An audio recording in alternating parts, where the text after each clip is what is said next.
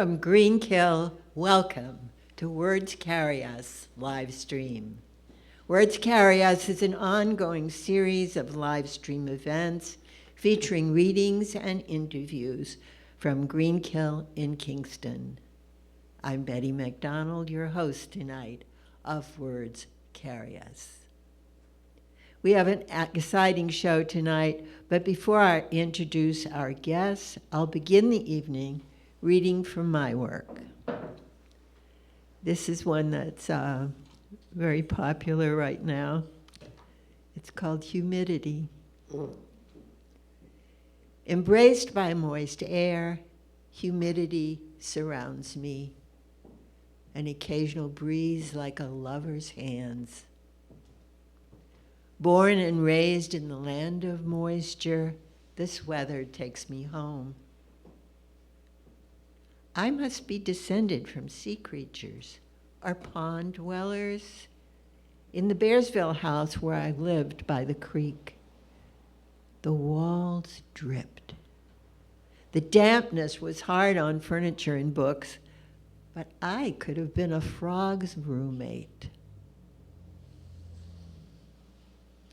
This one is octogenarians. My birthday is in 2 weeks. This is in honor of my birthday.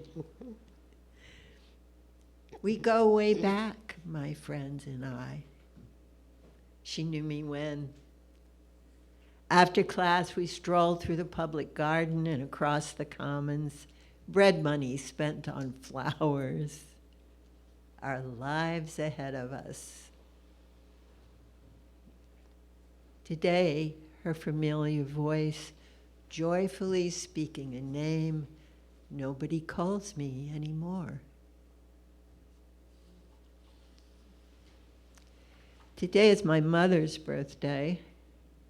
This is a little harsh, but it's real. This is called Mom.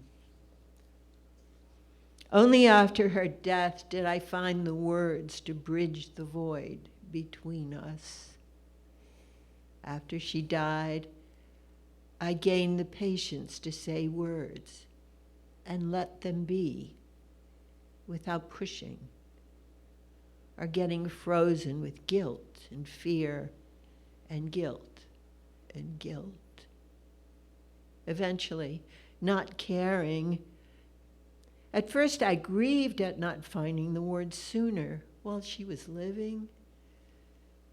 I would have said, stop comparing me to others. Drop your scrim of disappointment. Allow yourself to see me. Her passing set free my pent-upness. If she'd lived another 20 years until she was 99, would I have found my words? Did she have to die for me to become patient and articulate?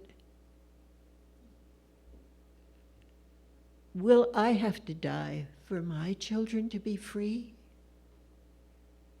Will that make dying worth it? And I have one more.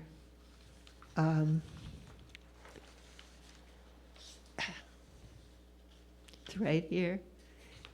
This is called Giving Up Vanity, which I find to be the hardest thing about getting old.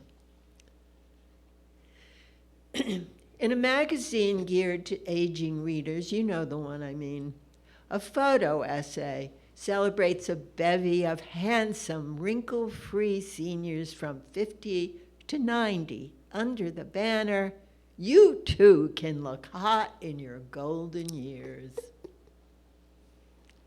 It's obvious all the handsome seniors in the photos have had a lot of work done.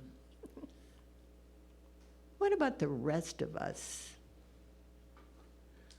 What about the rest of us who are doing our best to avoid plastic surgery and the anti-aging products that keep popping up in online ads? What did Helen DeGeneres do to look better, younger, and prettier at 65 than she did at 25? Was it painful? Were little knives involved? Are there scars?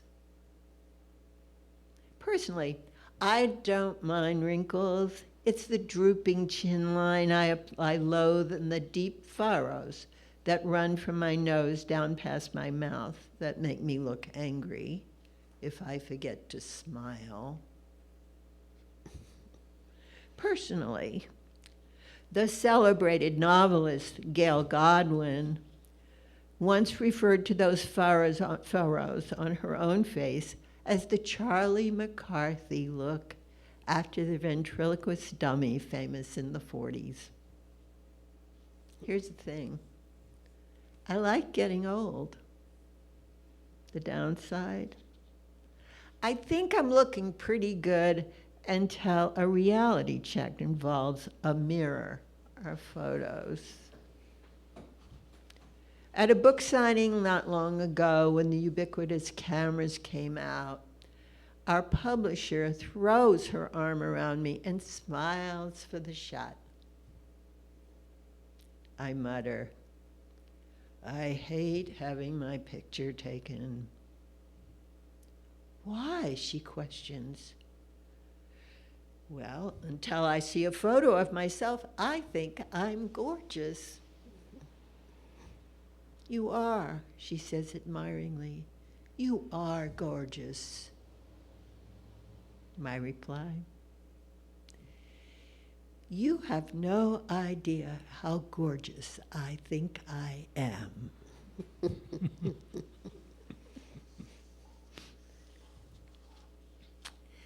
And now I would like to move on to our guests as soon as I find that part of the script.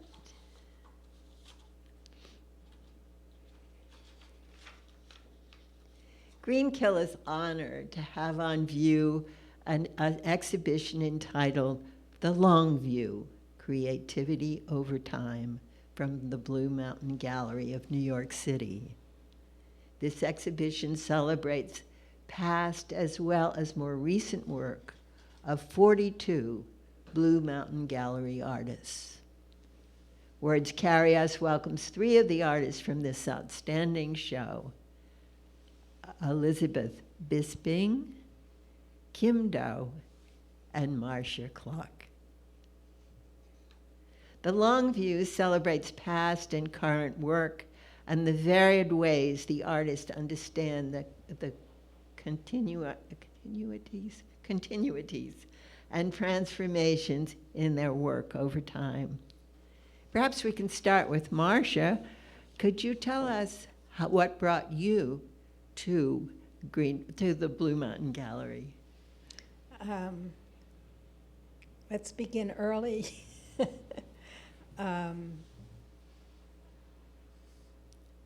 Before the time that I was looking for a gallery or a cooperative gallery, because we're artist run, which is very nice actually. It has its drawbacks, but it also has its pluses. I don't know if you want to add to that. It's a community, and this is really the best part of it. Yeah. I mean, The Blue Mountain Gallery is a community yes, and of artists. Yes, and there's other galleries around us too, similarly artist run, and it's a big community, which I'm so happy to be part of. We're in a landmark building on 27th Street in the heart of Chelsea, the heart of New York's exciting art district. And, we all pitch in and do work and help out. So there's a sense of a real shared adventure that we're undertaking. When you say pitch in and do work, do you hang the paintings on the wall and things like Whatever that? needs to get done, people volunteer, and that's how we do it. And so far, people have been stepping forward and saying, "I'll do this, I'll do that." I'll drive the paintings to wherever. So we've been lucky so far with all of that. And we have a website which Elizabeth works on, and Kim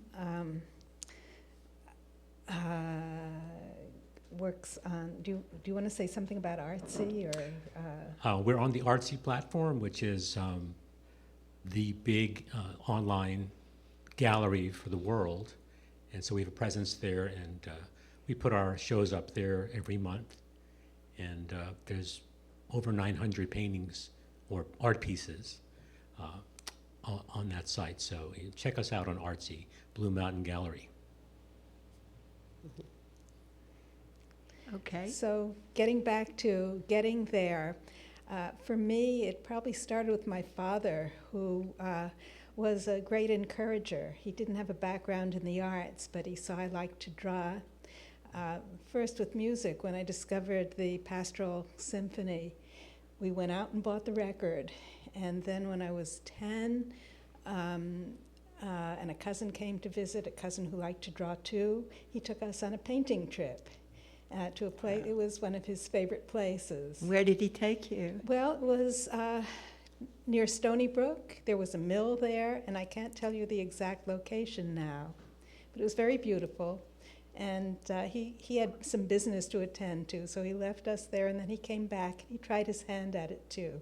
And we laughed at him. I think we were not very nice about this. But then when he saw opportunities, when I was 12, he and my mother discovered that there was an artist, a European artist couple that lived near us on Long Island.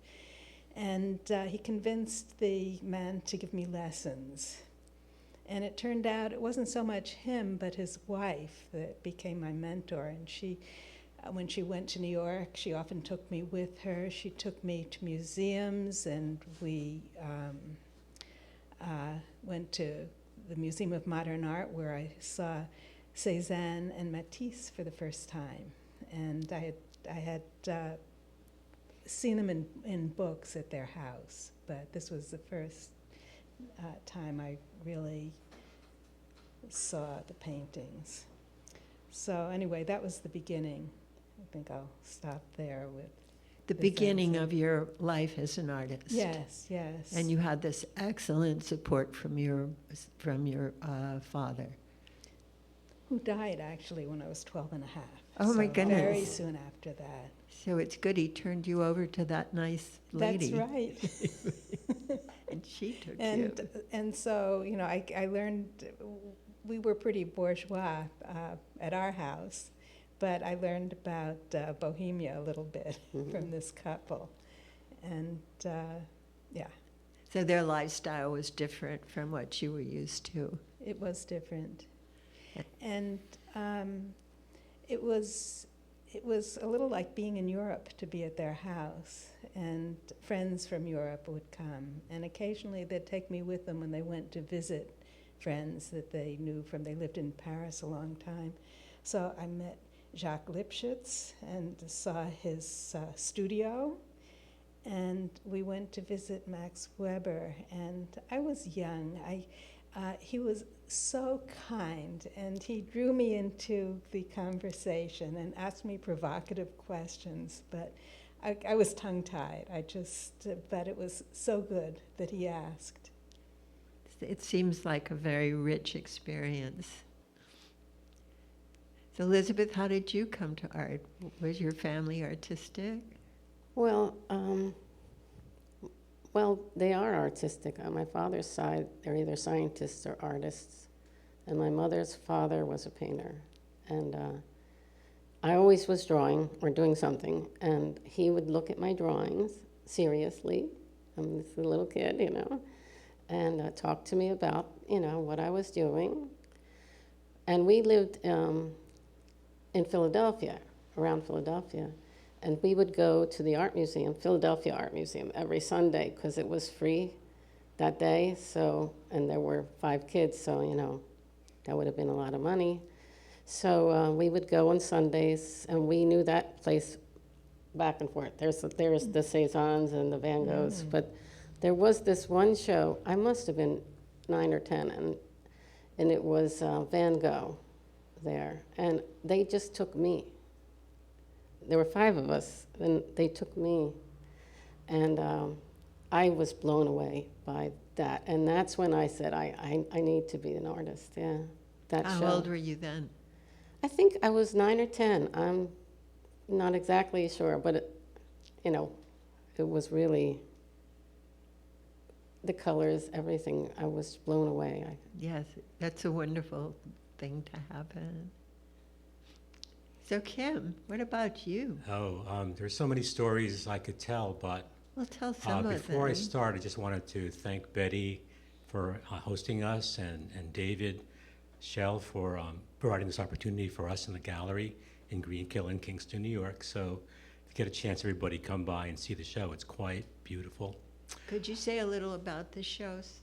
Yes, the show is called The Long View, and so our idea was to have a piece that was from earlier on in our exploration of art and something more recent. So there's quite a variety. There's some people that have widely different imagery from then to now, and some whose work looks quite much the same, like somebody might say that about my pieces.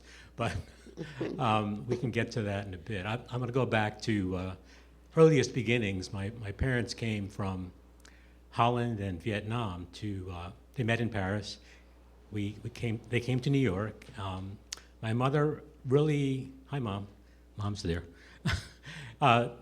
Mom took us to all these cultural events, and I went to Washington Square to hear the folk movement, beginnings in the 50s, and my sisters went to the ballet, and museums were part of her upbringing. And when the painters came to the house when I was 3 years old, she told me that I took a big red crayon after they were done and made a big red circle on the wall, on the fresh paint.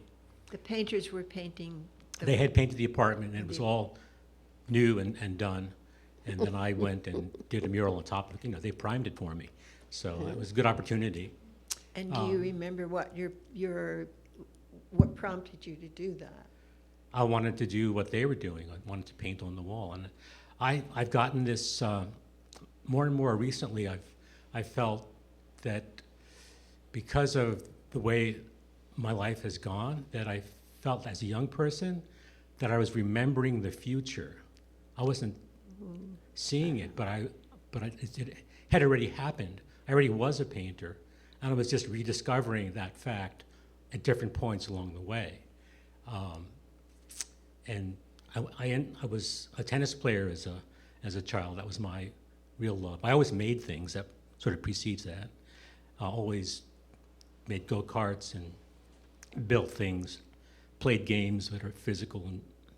But I was an athlete. I wanted to be in tennis tournaments. And the year that I was applying to high schools in New York City, the High School of Music and Art had won the city championship. So I wanted to go to that school and work with that coach.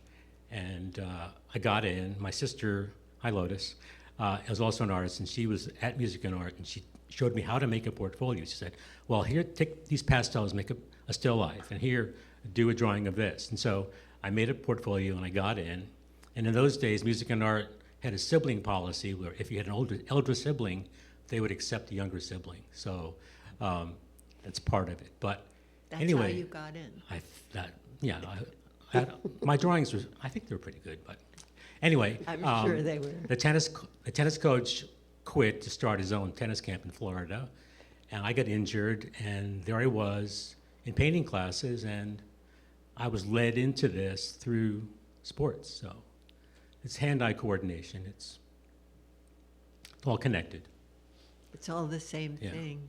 I'm gonna cede the mic to another person to continue their mid-journey, maybe. Early journey. Okay.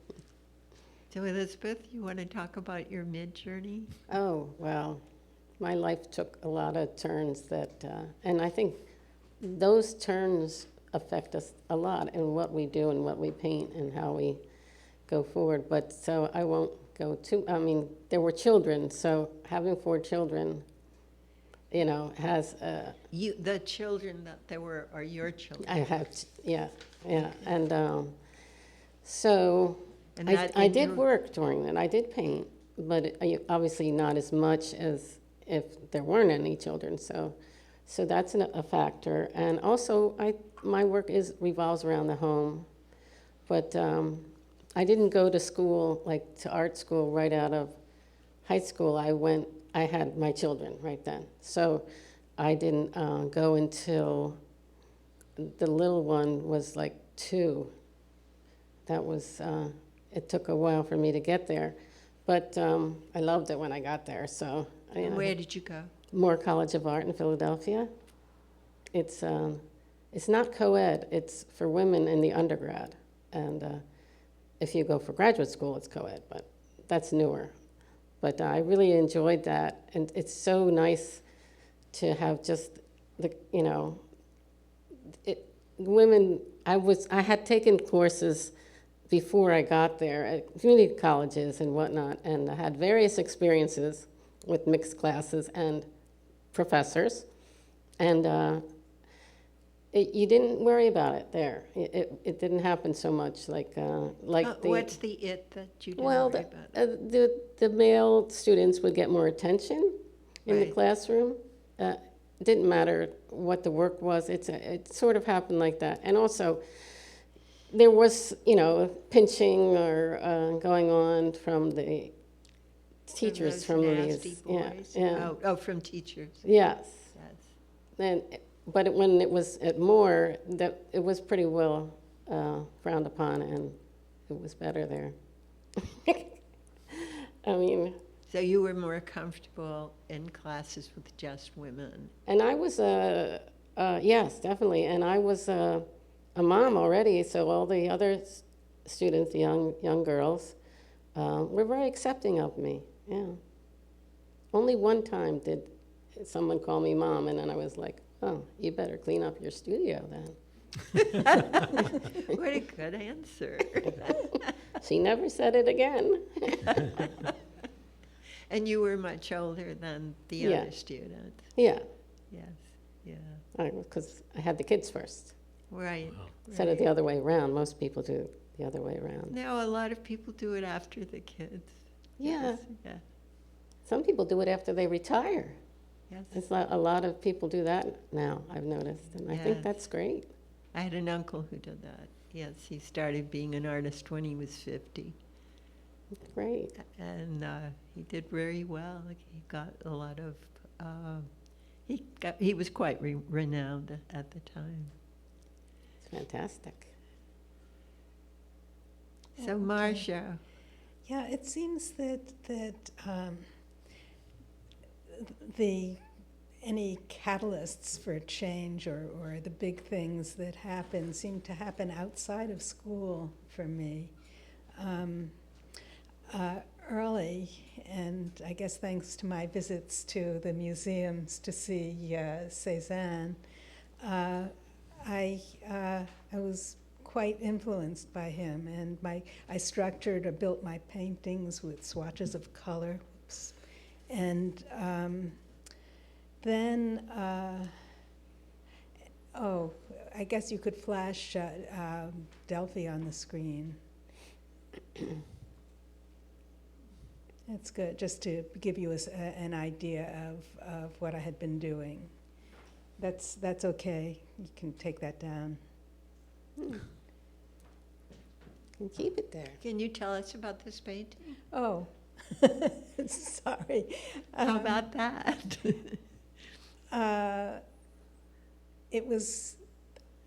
I was on a residency in Greece, actually, and I was still an art student. I was still going to art school. And so I was painting from life, and I had studio space. I had brought dry pigment and Roplex, which was an ancestor, I guess, of what we just generally call acrylic. And so the painting was done using those materials on actually handmade paper. So that painting was done on handmade paper. And where in Greece were you? I was in Delphi. Ooh, nice, yeah. Yeah. And do you want to talk about the difference in that painting from a while back and your more recent one in the show? Sure, but I want to mention something about what led to the changes. Yes. David, you could put the later one on the screen, and I'll just, 10 years after I did that painting, the one you saw before, a couple of important things happened. One of them was I moved to the Hudson Valley, and the other was a Thomas Cole retrospective came to the Whitney Museum. This was 1969, a long time ago. He was hardly noticed before that. And there were so many paintings that were of the Hudson Valley. And I probably would not have responded so strongly if I hadn't been painting in the Hudson Valley and experiencing that same light that I saw in his paintings. Cole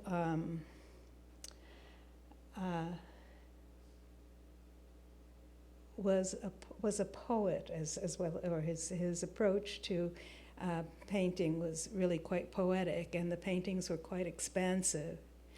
So I began hiking also a lot when I moved to the Hudson Valley, and so those two things really changed the way I worked. I started. I found my subjects in the field, and so.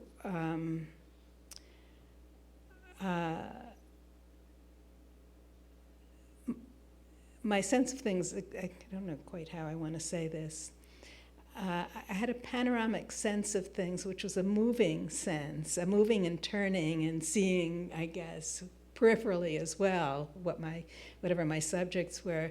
And so the paintings expanded onto a series of panels. Not all of them. There are many studies that were just little single studies, but I did a lot of work where the subject seemed too big, and so it went from panel to panel. And so this is just a little painting. I never realized that I would actually show it. It started as there's a little rectangle in the center, which is a study of cliffs. This was also in Greece, 60 years after the first painting. So I thought it'd be interesting to put those two in the show. And the painting was on aluminum, and later I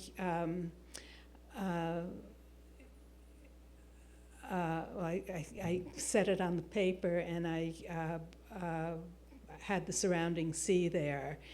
And you kind of move on a diagonal up into the painting. So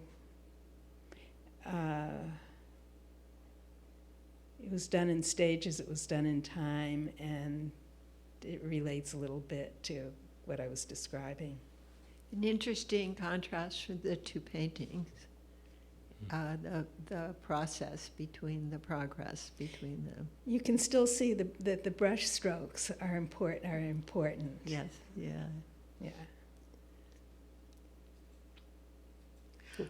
I see Betty looking at me. I'm looking for someone to say Someone something. to say something. Yeah, it's very inspiring to see Marcia's work, as always, and hearing about Thomas Cole. When I was a child, we'd go to the Metropolitan Museum, and there were certain artists that just spoke to me, and the Oxbow, Thomas Cole's Oxbow, was one of them. And it just, there's something gets moved inside of you. Church's Heart of the Andes, and there's a Joan of Arc painting, Jules Bastien-Lepage, also beautiful in nature feeling. And then, of course, the Rembrandt self-portrait, which I keep returning to over and over again. They've moved it, but it's still at the museum. So these were those four paintings, maybe Homer as well, really resonate. When you see an artist that you identify with, that resonates with you.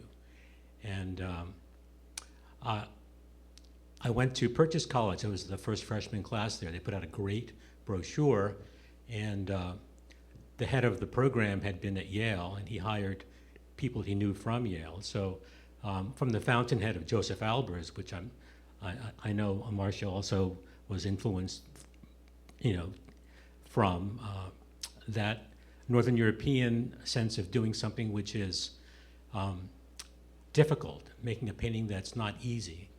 And I think that it was inculcated in us through art school, through that Northern European tradition of doing something that was really difficult to do and challenging. It's not la-di-da painting. It's not, plein air painting is kind of low in the art world, but we're not plein air painters. We're painters that connect through time, through history, to our predecessors, going all the way back to generations to cave painting. And it's a very deep, it's very connected to the planet feeling. And some of our gallery mates more obviously talk about environmental issues, but I think our paintings connect to that very much so. And Kim, what would you like us to know about your work that's in this show?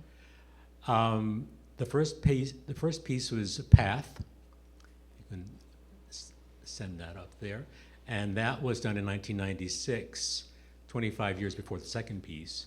Barbara Grossman, who had our panel discussion earlier, said she saw that there was not much change in terms of subject matter, but in terms of the sensitivity to color and form, going to the second one, which is Spruceton Valley, and that was done 2021. Of course, as Dorothy Parker said, the reproduction is exactly like the original, except in every respect. So we can see that here. It's nothing like a painting. Any reproduction is just not going to give it to you. We all believe that there's an energy in the painting that gets transmitted from the artist into the material, and when it becomes digitized, that energy is not there anymore. So that's why it's important to go to museums, galleries, and come visit our gallery, because you get that transmission of the artist's spirit, and the love that we put into the work is there. It can be a pretty picture on the screen, but you're not really seeing it. You don't see the energy and the connection. No, you don't. It's a feeling. It's a physical thing. And Rackstraw Downs, one of my teachers at Penn, and talked about how art is physical. I think it's the title of one of his books, perhaps, or essays. And that's so much, on the nose for us. Is it's a physical activity, and all this digital stuff, this AI imagery. I look at it and I just there's nothing there. It's not there. Mm. You're right. Yeah. Well, my work is not plein air, it is representational, I think, but it's not done on the outside world. It's more inner. And if you show the first one, which is the Monopoly houses, this one was done when I was in undergrad. It's in 93. And What's the name of this? Monopoly houses. Yeah, my initials are different because I was married to someone else. But the houses, these were these old ones, and they were wooden, not the plastic ones we have now. And the colors, when the light hit these, it was just so lovely that I started doing a lot of these little paintings of Monopoly houses as I was getting to the end of my senior year. And also, their houses, it's kind of like you're stuck, you can't get in or out. If you're inside that house, you can't get in, and if you're outside, you can't get out, or the other way around. There's no doors and windows, right? There's no doors and windows. That's right. And it's sort of like the suburbs. I kind of felt like that as a mother in the suburbs a lot, like trapped to the house, right. So it's strange, though, that I do think about the domestic a lot in my work. So not always positively. But that's 93. And the second work is Game Boy, and this is 2006. In 2005 at the Met, there was this Matisse show, and it just really, again, blew me away. I mean, I went 5 or 6 times to see this. And then in the summer of 2005, I started painting paper and cutting paper to make these collages. So this is a relatively earlier one, but it's one of my favorites, so that's why I put it in. But I'm still working in this way now. So I paint the paper with gouache and, do drawings and cut out the shapes and, yeah. That sounds so interesting to do. Like I want to get out a pair of scissors and get going. Yeah, it's kind of fun. Yes. I like that, you put a color down. I think of them as paintings because I'm building a painting. But if you put a color down with next to the other color, like it's immediate too because they're already dry. So it's like, and you get this bouncing off of the colors. Not to say that I just leave the first one I do. There's a lot of dimension to these paintings because I change my mind a lot, and so the paper builds up. Interesting painting, surely. So who wants to talk about this show? Like your impression, your satisfaction or disappointment, or where does it go next? Something. Well, I just will say that because there were so many of us, we had to set a size limit, and the limit was 24 by 24. And in a lot of cases, I think that meant that the most amazing comparisons couldn't be made because we had limited Because of the size material, of the painting. and some people just were working larger, or And you didn't really get to see their best work because they couldn't put it in there. but I think the show is pretty nice. It's really a beautiful show. Yes, yes. How do you? And it gave us all a chance to really reflect. I know I put more thoughts about my past together than I think I ever have, and just too many thoughts to talk about. Well, do you want to talk about one or two of them? I think mentioning my dad was one of the main things, because I haven't given him credit before. Oh, I see. Okay. Yeah, so much comes to us from our parents, and I think we always have to recognize that. But we've also adopted parents. Like we adopted Cezanne, we adopted Matisse, and we feel this kinship with each other through loving the tradition of the dialogue that's been happening over centuries, and we feel like we're part of that dialogue. It's not insider art so much as the long conversation. So the long view also connects us to that dimension of time. And time is a really funny thing. We just it's constantly baffling me. I don't really understand where I am from moment to moment sometimes, and I could be 18 years old. I could be a child reminiscing about being an older person. Very confusing time thing. So one of the questions that you had written down is what keeps us motivated to continue. So what? Well, I also put in parentheses travel, because when you go to a new spot, you're immediately struck by new light, color, environment, culture, and that is very motivating as a source. But there's also Mont Sainte-Victoire, going back to Cezanne. I've got my Rusk Mountain in Westkill, New York, that I've painted for, since 1982. I've been painting this one mountain. It's not as dramatic as Mont Saint Victoire. It's kind of just a slight rolling hill, but there's so much that changes in one thing. And when you get sensitized and look carefully, the weather, the light of the time of day, time of year, there's so much that you can discover in one image, one idea.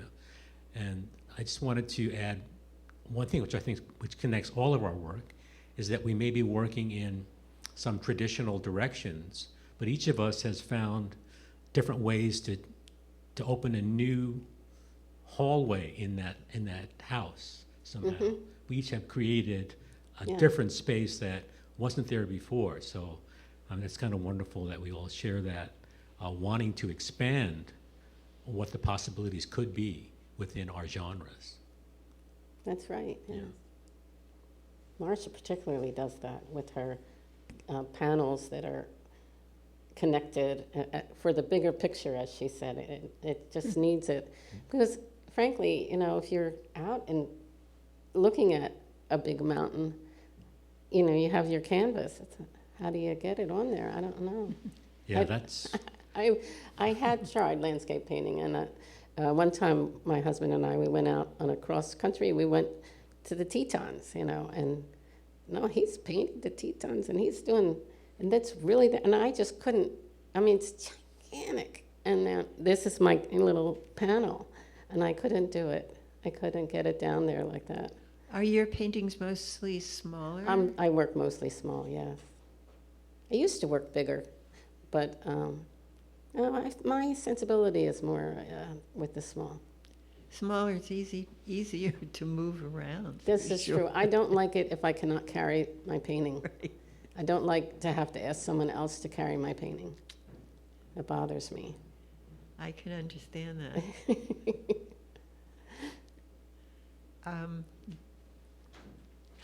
Everybody's looking in different directions, like, don't call on me.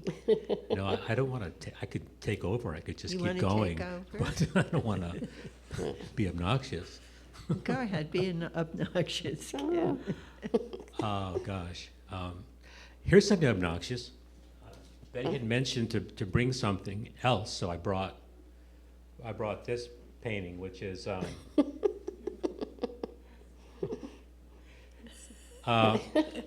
very often people will do landscape imagery with looking through branches, and so these are actual branches, and I stretch the canvas onto in between the branches.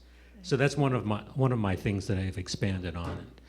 In a lot of ways, we want to outdo our teachers. We want to go beyond, and I think they want us to go beyond where they were. We stand on the shoulders of the previous generations, and one of the things that I loved about my teachers' work was that expansiveness, and trying to see if I can get beyond there. So they do panoramic work. So let me see if I can get the whole world into a panorama. So I did these 360 circle paintings, and I devised different ways to fit the world into them. You talk about fitting the world into them. Yeah, And hard to do. another one I did was 400-degree view. So it's 360, it's a long panorama, and then I repeated the 40 degrees that I had started with. I had 10 sections of 40 degrees each. And it was kind of like when you'd go to the movies as a child, and you wouldn't care about what time it started. You'd just go to the movies, and you'd come in the middle of the movie, and then you'd wait for the next showing. And Did then everybody do that? My family Yeah. did that. And then you'd say, oh, this is where I came in. I can Right. leave now. This is where So I there was came no in. sense of the sanctity of what the director intended. You just go to the movies, and We then did that on Saturday mornings. Yeah, there was you'd- kid movies. you and leave we in the would do middle that. after this is where I came in. So the 400-degree view, so it's like that movie. I start with the church on this side, go around the town, to the houses and the fields, and I end up back at the church again. Okay, this is where I came in. I can leave now. So that was the fun of that painting. And again, trying to expand from where our predecessors were. And I think Marcia's done that in terrific ways, and Elizabeth has also. And you know, the intimacy of the home, and finding more and more ways to address that, and different techniques for it, and her animations. We don't have the animations here, but those are landscapes very often, right? Yes, but yeah, again, all of it is painted paper, and there's a little paper doll that I move around, and yeah. She's a stand-in for you, right? Yes, she's my alter ego, yes. And usually it doesn't end well for her, because I keep killing her over and over again. So there's a story and. Yeah, there's a narrative, yeah. Terrific. in these, yeah. Some of them I did during the pandemic. That March, I guess it was 19. I started doing one GIF a day. It was suggested to me by somebody, and to engage people every day. So that's hard because it's a short animation. So, but those were more playful. Those were not as doom and gloom as the longer ones. And you made the longer ones after you made the short one? Actually, the longer ones came first. They came Yeah. first. But I wasn't, this person said, well, why don't you post a new video every day? I'm like, a video? Are you kidding? It's so much work. But if you do just the GIF, it can be like 40 shots. It's not thousands of shots. I would love to see that. They sound really, that's right down my alley, Oh. actually, right? They're on the website, I think, our website, the Blue Mountain and I Gallery. think David also has some of your You have? videos. Oh, I did send you, because you were going to put together something, yeah. I think that's for, Yeah, for something else, yeah. yeah. But, yeah, that was suggested to me by somebody. I was at the Vermont Studio Center, and I had the collages, and this other artist said to me, now they have to move.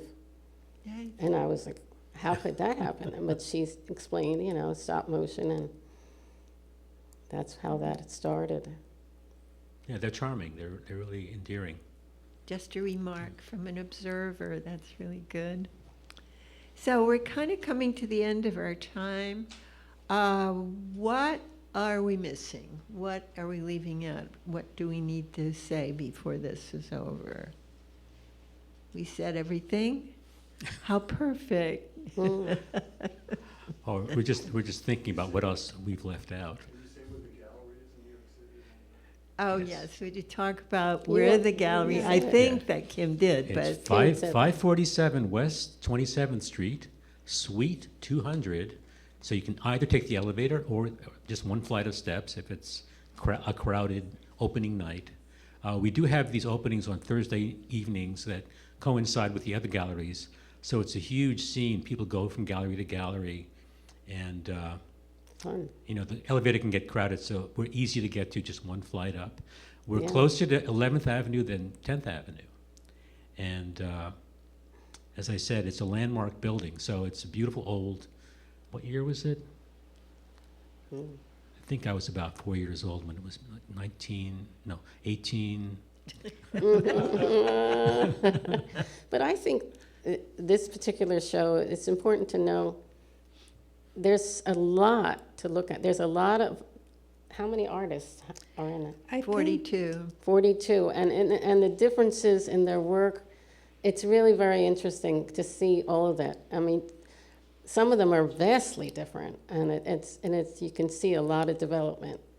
Oh, vastly different from the earlier Yes, to the later one. yeah. Yeah, I think that's fascinating. And I Yes. find it so. Right, yeah. And 42 is a magic number, the end of Hitchhiker's Guide to the Universe. The solution to everything is 42. Wow. Yeah, I so forgot it's really that. important that there are 42 artists. And I wanted to say hi to my friends that I strong-armed into tuning in tonight. So thank you for tuning in. Yes, yes. And do you have something more to say, Marcia? Well, no, but I was thinking about how we can't help but be different from our teachers. And I was thinking about Alan Gusso, who has influenced me, who was a wonderful painter and an environmentalist, and he put together a huge landscape show that included 19th century and contemporary paintings. And he said that there's a big difference, that the 19th century painters were painting the discovery of a new land, whereas we're painting a land that we're really in danger of losing. Mm-hmm. Yeah, and we can't escape our time. I know an artist that tries to paint 19th century looking sort of paintings that were kind of like a bit amber and nostalgic, and you can tell that they're not 19th century. You can't really escape your time. We are That's in this right. moment, and whatever you do is this moment. We are what we are, yes. Anything else we need to say before we sign out? Nope. Nope. Okay. Oh, I really appreciate you being here. Thank you. Thank you, Thanks for Betty. having us. And it's been great speaking with you. I have a lot more questions. I'll ask them later. Tonight's guests on Words Carry Us from Greenkill have been the artists from Blue Mountain Gallery, Elizabeth Bisping, Kim Doe, and Marcia Clark. Representing the current show here at Greenkill, The Long View, Creativity Over Time. This exhibition will continue through August 26th. Exhibition hours are from 3 to 5:30 p.m., Tuesday through Saturday. You can make a special appointment by calling 347-689-2323. Located at 229 Greenkill Avenue in Kingston, New York, Greenkill is a public arts performance and education space.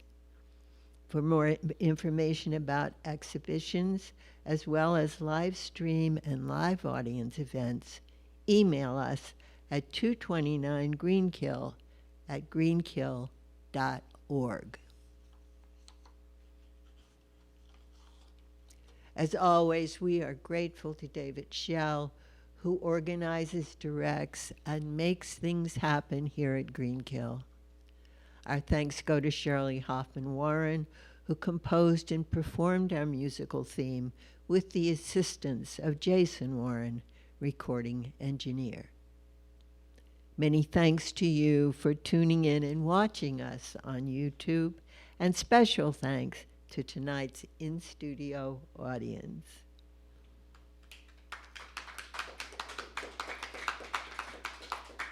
Our guests tonight on Words Carry Us, live stream from Greenkill, have been Elizabeth Bisping, Kim Doe, and Marcia Clark. I hope you've enjoyed Words Carry Us for July 9th, 2023.